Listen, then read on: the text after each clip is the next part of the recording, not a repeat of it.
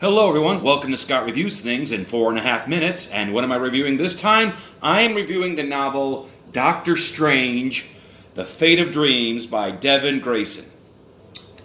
I just want to say that I'm a big fan of Marvel novels, even the ones that are based on comics. This is an original novel. It came out around the same time as the movie.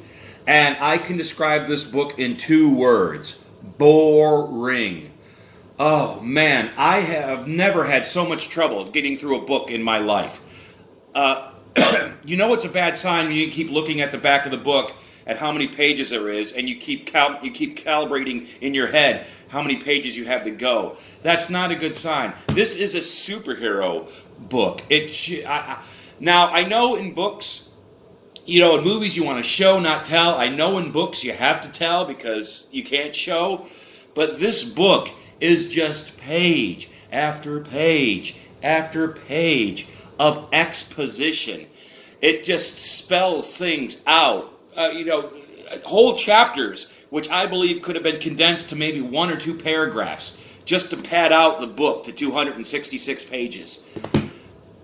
It's basically the gist of the story is the dreamland is collapsing on itself, and there's a demon in the dreamland, and she's trying to get into the real world, and she's doing this by affecting people's dreams and making them violent in real life. So people are becoming more and more violent in real life because their dreams are affecting them.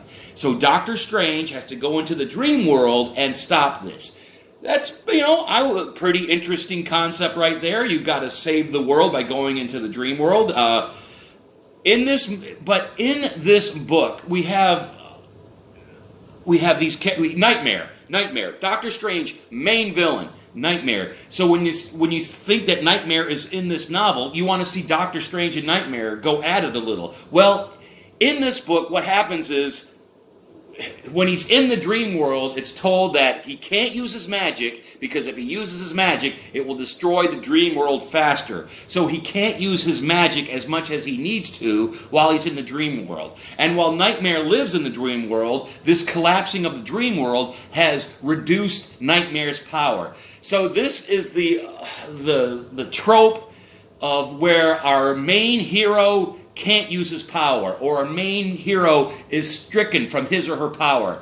And I've never understood that in movies, in books, in comics. When people go to see a superhero movie, when people read a superhero novel, they want to see the superhero doing superhero things. Doctor Strange, he is known for casting magic spells, but for the most part in this book, he does not cast magic spells because he can't cast magic spells. And Nightmare, who is his enemy, who's known for casting spells to Doctor Strange, he can't cast spells because he's in a weakened condition. So both of our main characters are basically impotent through most of this book, which is something you don't want in a superhero novel. You want to see superhero things.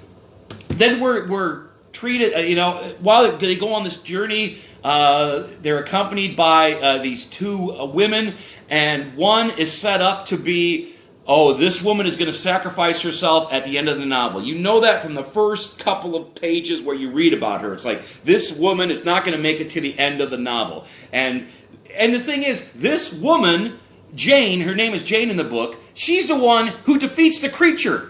Defeats the demon. She's the one who defeats the demon. Doctor Strange doesn't even kill, spoiler alert, Doctor Strange does not even kill the demon in the book. He's not even the guy that does the thing that's got to be done. Oh, man. I just can't. And the last chapter, that's where the action picks up, but it takes so long to get to the last chapter. And it's a slog. I can't believe how many times I just wanted to put this book down and not pick it up. But I paid for it and I was going to read it. It is just really boring and really hard to get through. And